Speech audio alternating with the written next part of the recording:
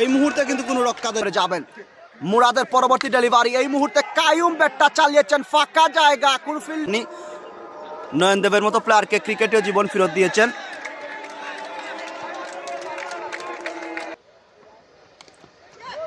ব্যাটের কানায় লেগে 4টি রান, মিস ফিল্ডিং।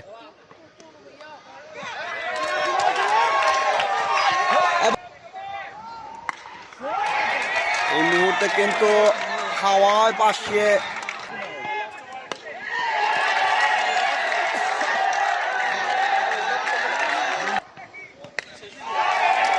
এই মুহূর্তে কায়ুম কিন্তু জ্বলে উঠেছেন, হাওয়ায় ভাসিয়েছেন, ক্যাচ আকারে উঠেছে।